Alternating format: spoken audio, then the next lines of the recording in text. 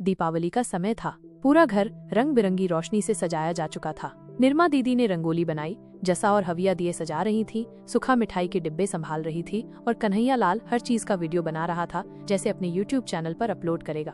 कविता भाभी हलवे में घी डालते हुए मुस्कुरा रही थी। राजू बाहर से पटाखों का एक छोटा सा पैकेट लेकर आया और धीरे से कविता के कान में कहा, तेरे लिए ये फुलझड़ी और मेरे लिए तू खुद एक रोशनी है। कविता शर्माकर हलवे की कढ़ाई में ही चेहरा छुपा लेती है। शाम को पूजा का समय आया। सब एक साथ आरती करने बैठे। राजू और कविता ने मिलकर लक्ष्मी जी की आरती की थाली सजाई। कविता ने पहला दिया जलाया और राजू ने हाथ पकड़कर कहा, जिस घर में तू आरती करे वहाँ बरकत ही बरकत होगी। पूजा के बाद सब छत पर चले गए, पटाखे छोड़े, मिठाई बांटी और फिर वही मस्ती भरी बातचीत शुरू हो गई। भमा एक कोने में बैठा गुटखा चबाने की कोशिश कर रहा था कि कन्हैया लाल ने पकड़ लिया। भाई आज की रात भाभी के नाम कर दे, ये सिगरेट छोड़। भमा झेप गया, अरे भाई बस त्योहार का दिन है, कल से नहीं खाऊंगा। रूपा हंसते हुए बोला, झूठा वादा हर बार करता है। चारों बहनों ने फिर भाभी को घेर लिया। भाभी बताओ ना, भैया ने आपको दीपावली पर क्या गिफ्ट दिया? कविता मुस्कुराकर बोली, राजू जी ने तो कहा तू खुद सबसे बड़ा गिफ्ट है मेरे लिए। जैसा चुटकी लेते हुए बोली, भैया की तो बातों में भी शक्कर घुली है।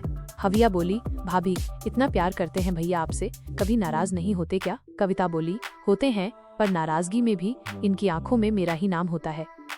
थोड़ी देर बाद कविता सबको गर्मा गर्म पूरी और कढ़ी परोसने लगी। कन्हैया लाल कहता है, भाभी अब तो आपकी रील बनानी पड़ेगी, खाना खाओ या नहीं, भाभी का बनाया है तो तारीफ करो जरूर। राजू सबकी बातें सुनकर मुस्कुराता रहता है। कभी कभी कविता के पास आकर कान में धीरे से बोलता है, सब तो है इस घर में, पर तू है तो घर घर लगता है। रात को सब खाना खाकर सो गए। कविता और राजू अपने कमरे में गए। कविता ने धीरे से पूछा, सच बताओ तुम्हें मेरा बनाया हलवा पसंद आया या सिर्फ बोलने के लिए तारीफ की?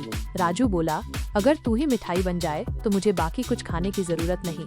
कविता उसके सीने पर सिर रखकर बोली, तेरे जैसा प्रेम पाकर लगता है मैं सच में सौभाग्यशाली हूँ। राजू मुस्कुराकर बोला, अभी तो शुरुआत है, देखना अगले साल हमारी ये दिवाली और भी बड़ी होगी।